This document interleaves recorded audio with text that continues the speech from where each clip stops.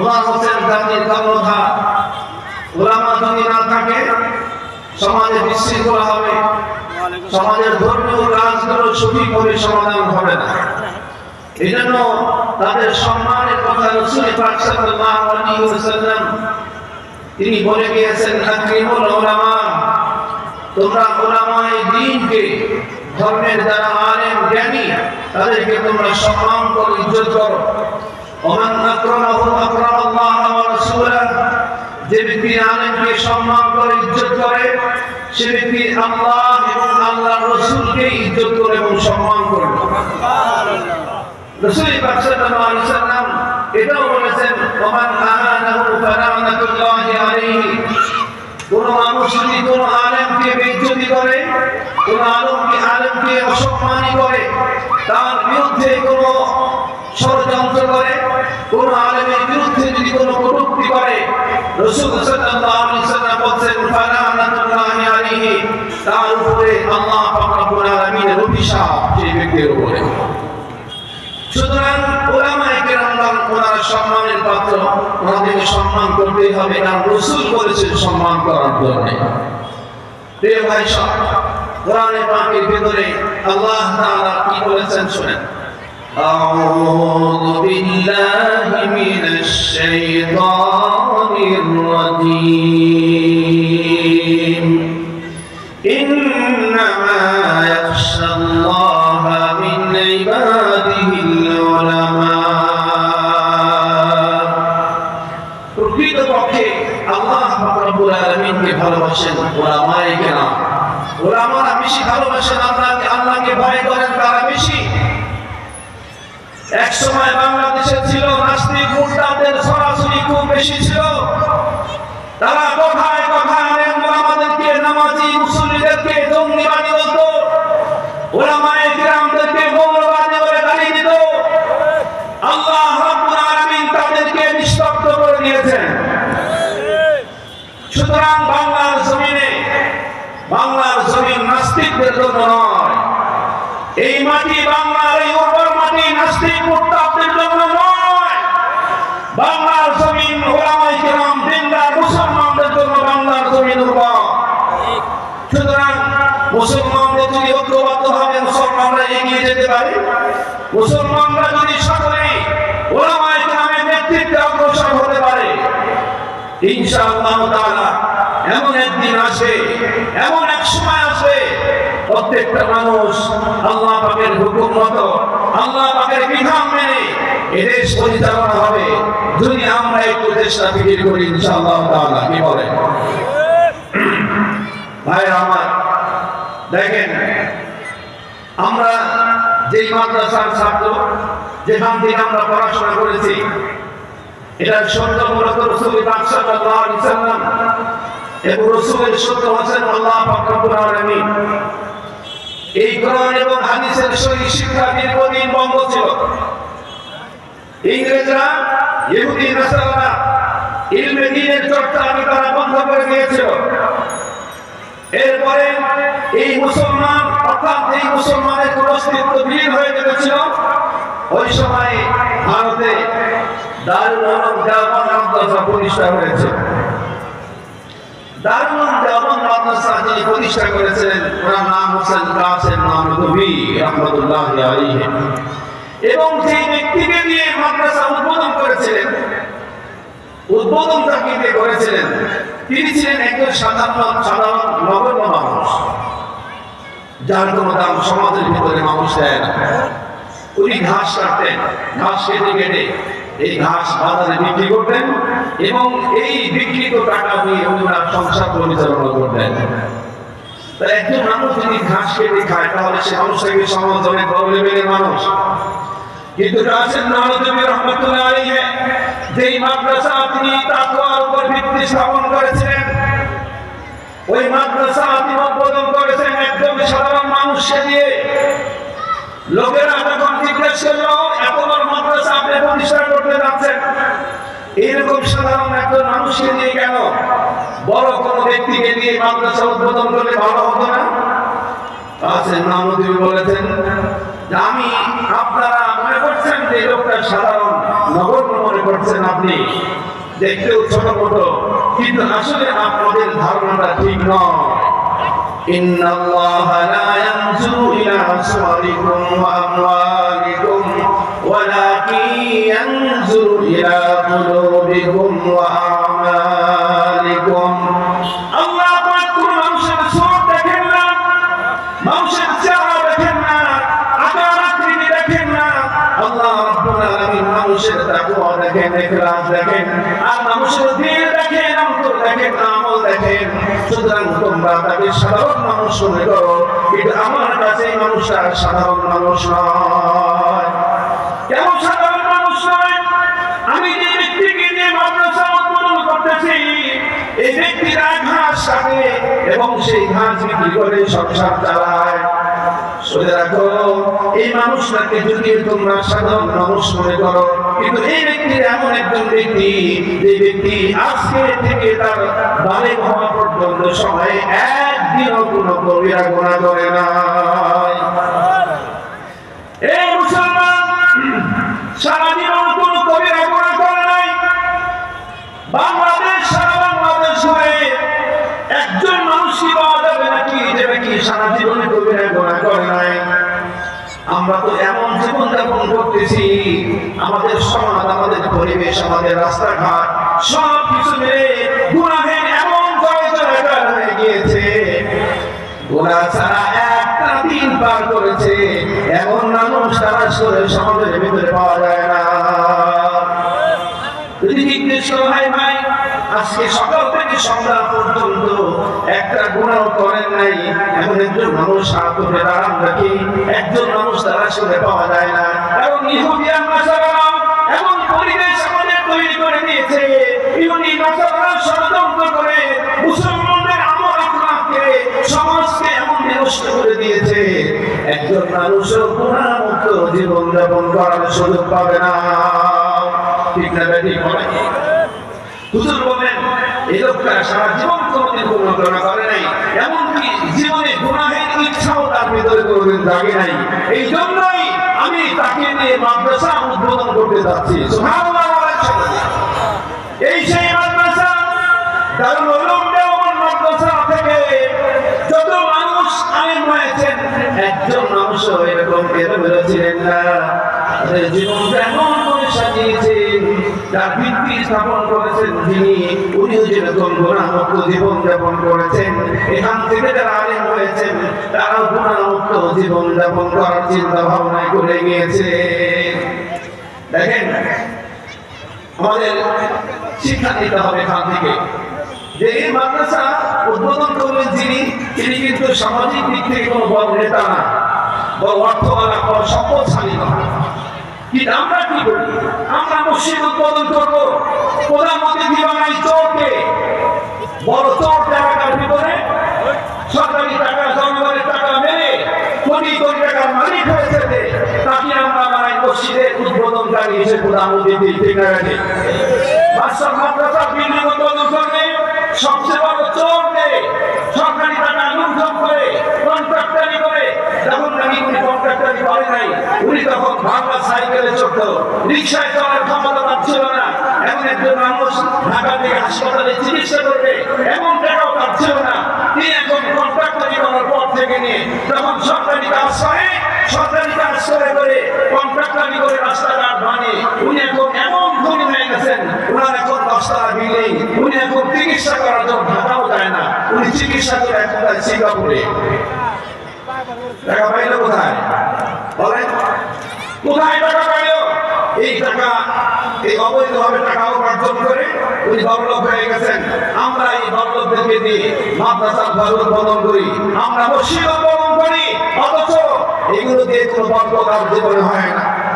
এই সমস্ত বাটপার, প্রতারক আর চোর ডাকাতকে দিয়ে যেই মসজিদ উদ্বোধন করা হবে, সেই মসজিদরা নামাজ পড়বে, ওই মুসলিমদের নামাজের ভিতরে কি মনোযোগ আসবে? কথা বলেন। এই সমস্ত কালচার বাদ দিতে হবে, এগুলো বাদ দিতে হবে। ধর্মীয় কাজ, ধর্মীয় প্রতিষ্ঠান, মসজিদ উদ্বোধন হবে এমন একজন ব্যক্তিকে দিয়ে যিনি গুনাহ করেন না, পাপ করেন না, চুরি করেন না, ডাকাতি করেন না, জনগণের টাকা আত্মসাৎ করে খায় না, মানুষের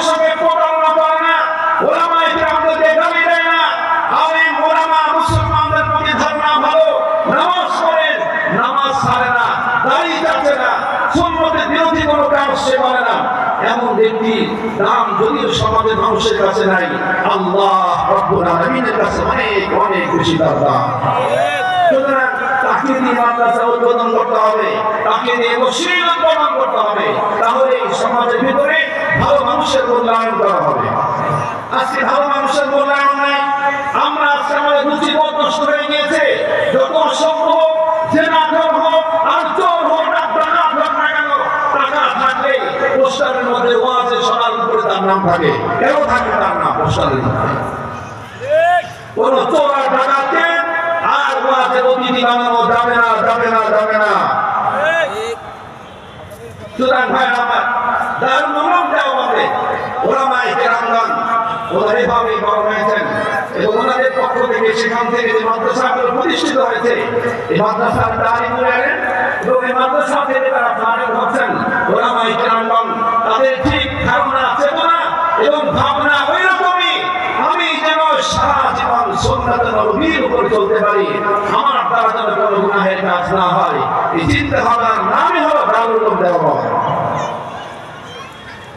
আল্লাহ তাআলা কোরআনে পাকের ভিতরে বলেছেন, ইন্নামা ইয়াখশাল্লাহা মিন ইবাদিহিল উলামা। সুতরাং উলামায়ে কেরামদেরকে ইজ্জত করতে হবে এবং উলামায়ে কেরামের দিক নির্দেশনায় কোন মানুষ ধর্মীয় কাজ করে তাহলে তার পথ চলাটা সহজ হবে, সহজ, এবং তাহলে তিনি সঠিক পথে চলতে পারবেন, সঠিক পথে চলতে পারবেন।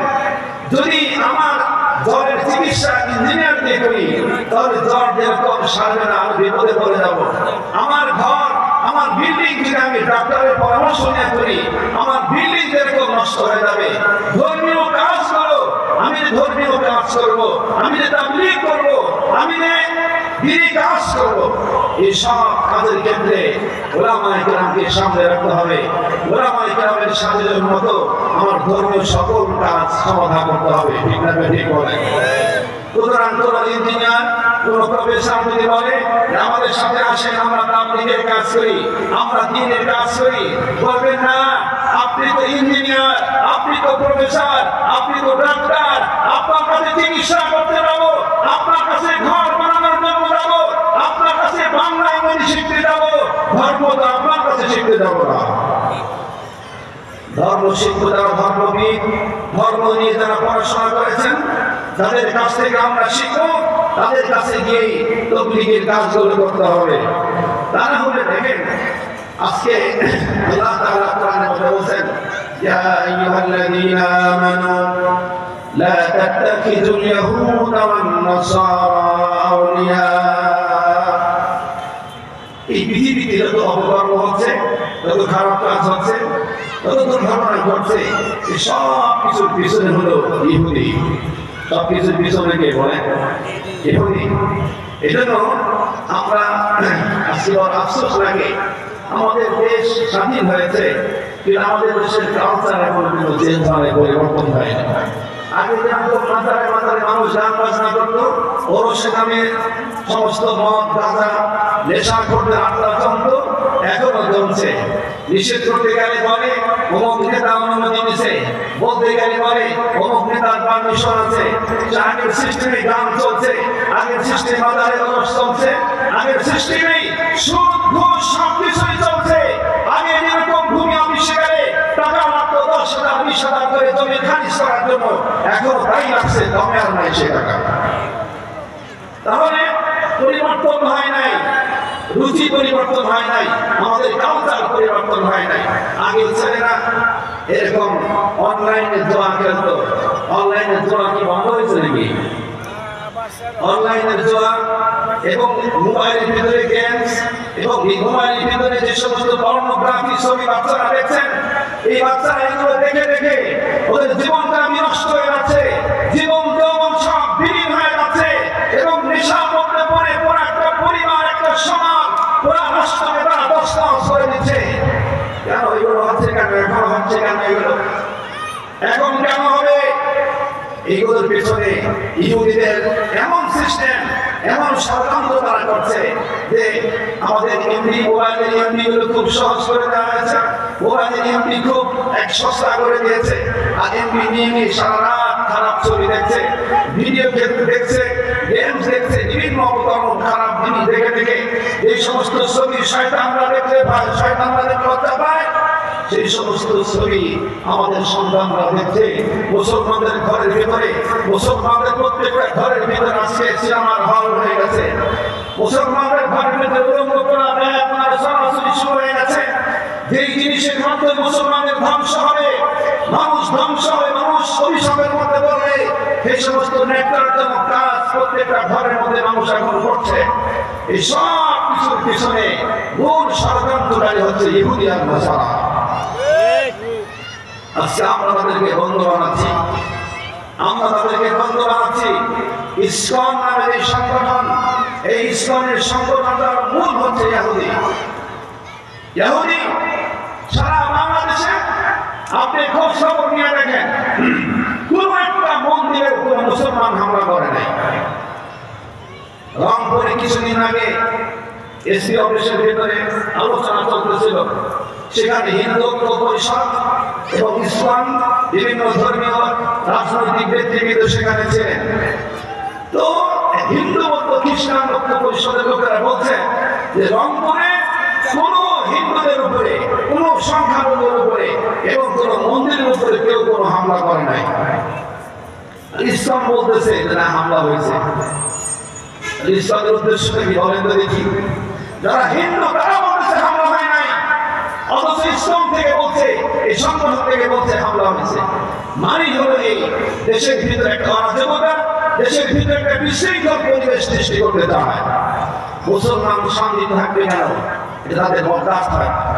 ফিলিস্তিনের মুসলমানদের জীবনকে তছনছ করে দিয়েছে, ইরাকের মুসলমানের জীবনকে তছনছ করে দিয়েছে, লেবাননের মুসলমানদেরকে তছনছ করে পায়তারা করেছিল। লেবাননের মুসলমানরা উচিত জবাব দিয়ে এই ইহুদিদেরকে লেবানন থেকে তাড়িয়ে দিয়েছে। সুবহানাল্লাহ। সুতরাং আমাদের বিরুদ্ধে, বাংলাদেশের মুসলমানের বিরুদ্ধে যারা ষড়যন্ত্র করতে আসে, লেবাননের মতো সকলকেই তাড়িয়ে দিতে হবে, কোনো কথা নাই। মুসলমান কোন চিন্তা নাই। ওয়ালা তাহিনু ওয়ালা তাহজানু ওয়া আনতুমুল আ'লাউনা ইন কুনতুম মুমিনিন।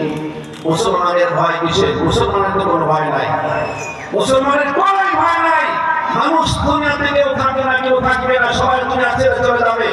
আমি যদি ইসলামকে প্রতিষ্ঠিত করার জন্য, আমার দ্বীনকে বিজয়ী করার জন্য যদি মরেই যাই, শহীদ হয়ে যাই, তাহলে তো আমি বিনা হিসাবে সহজে জান্নাত পেয়ে গেলাম। আর যদি আমার কারণে, আমার মাধ্যমে, আমার আন্দোলন আর আমার জিহাদের কারণে যদি ইসলাম প্রতিষ্ঠিত হয়, আমার চেষ্টা ফিকিরের কারণে যদি বাংলাদেশে ইসলাম প্রতিষ্ঠিত হয়, তাহলে আমি গাজী হয়ে দুনিয়াতে বেঁচে থাকবো, আমার মতো মুসলমান আর কেউ থাকবে না। সুতরাং মুসলমান সাহস রাখতে হবে, সাহস রাখতে হবে। চুপচাপ আর নির্ভীক জীবন যাপন মুসলমানদের আর করা যাবে না, যাবে না।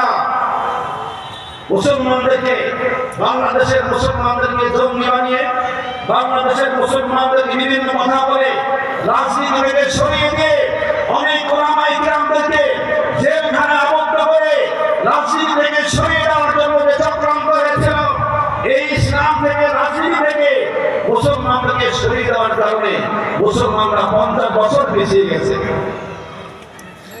আজকে রাজনীতি মুসলমানরা এবং এই মুসলমান যারা নামাজ পড়ে, দিনদার যারা, ওলামায়ে কিরামরা যারা, তারা সবাই রাজনীতিতে জড়িত না থাকার কারণে আমরা এই সমস্ত ফাসেক আর এই সমস্ত চোর আর বাটপারের অধীনে কাজ করে যাচ্ছি।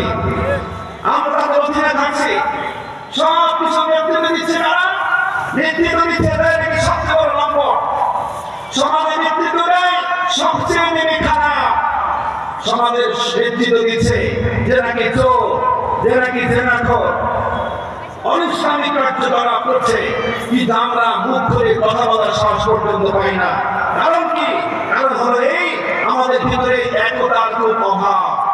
শুধু ওলামায়ে কিরামের কথা বললে হবে না, ওলামায়ে কিরামদের সাথে আপনারা সম্পৃক্ত হন, ওলামায়ে কিরামদেরকে সাহায্য করেন, সামনে এগিয়ে যান, আপনারা সকলেই থাকেন। ওলামায়ে কিরামদেরকে নিয়ে একটা সুন্দর সঠিক খেলাফত প্রতিষ্ঠা করেন, ইনশাআল্লাহ তাআলা। খেলাফত প্রতিষ্ঠিত হয়ে মুসলমান অমুসলমান হিন্দু বৌদ্ধ খ্রিস্টান সকলের জীবন যাপন করে সুখ শান্তিমত কোনো বিশৃঙ্খলা পৃথিবীতে থাকবে না। আজকে দেখেন তো ইনসাফ কোথায় আছে? আমাদের দেশে ইনসাফ কোন জায়গায় পাবে? কোন জায়গায় পাবে? এই জন্য ভাইরা আমার, ইবাদত আর খেলাফত দুইটা জিনিস আমাদের জন্য দরকার। একটা জিনিস আমরা বাদ দিয়েছি, ইবাদত যেরকম দরকার খেলাফত ওরকমই দরকার। ইবাদত করছি আমরা, নামাজ রোজা হজ যাকাত তাসবিহ তাহলিল এবং বিভিন্ন ভালো কাজগুলো রাসূল পাক সাল্লাল্লাহু আলাইহি সাল্লামের তরিকায় আমরা করছি, এটা ইবাদত হচ্ছে। কিন্তু খেলাফত এটার ব্যাপারে কোনো ফিকির আমরা করছি না। অথচ ইবাদতের আগে খলিফা খেলাফতের আয়াত নাযিল হয়েছে আগে, وَإِذْ قَالَ رَبُّكَ لِلْمَلَائِكَةِ إِنِّي جَاعِلٌ فِي الْأَرْضِ خَلِيفَةً। খলিফা খেলাফত মানে কি? ইবাদত মানে তো রোজা নামাজ রোজা এগুলো করা রাসূলের তরিকা মতো।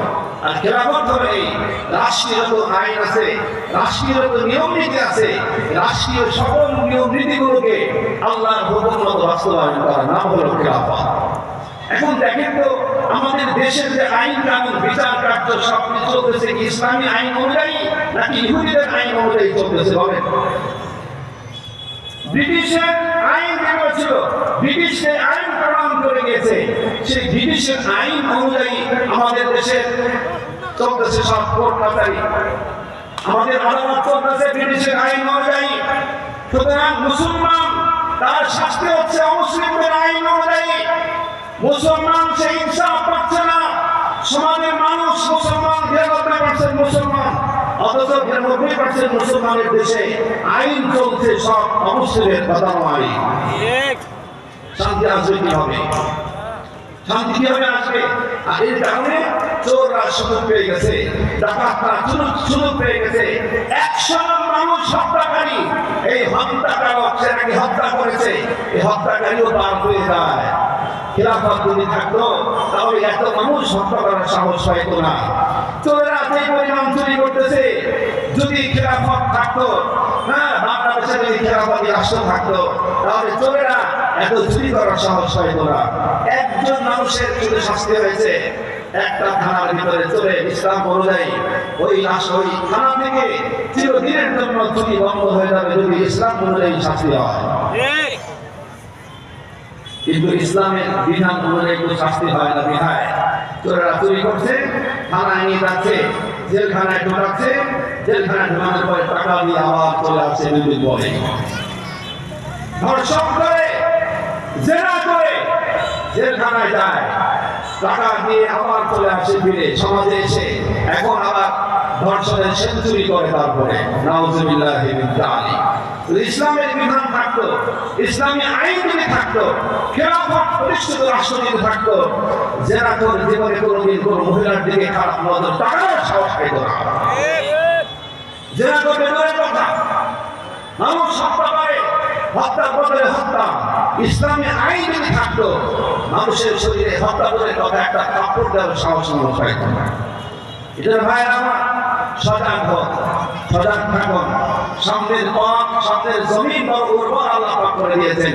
এই উর্বর জমিতে এখন যদি ফলন না হয়, বীজ বপন যদি না করা হয়, এই উর্বর ভূমি থাকবে না। এই ভূমিতে একসময় আগাছা জঙ্গল দাঁড়িয়ে যাবে সব। এই জন্য এখন এই উর্বর জমির ভিতরে সমস্ত আগাছা করে সব পরিষ্কার হয়ে গেছে, এখন বীজ বপন করতে হবে। মানে এখন দুর্বার গতিতে দিন এবং ইসলামকে প্রতিষ্ঠা করার জন্য আমরা সকলেই সচেষ্ট থাকি, চেষ্টা করি, মেহনত করি। আল্লাহ তাআলা আমাদের সবাইকে ইসলাম প্রতিষ্ঠার কাজে সমাজের ভিতরে আল্লাহর বিধান, আল্লাহর আইন বাস্তবায়নের জন্য যেন আমরা ফিকির এবং চেষ্টা করতে পারি, সেই তৌফিক আল্লাহ আমাদের সবাইকে দান করুন।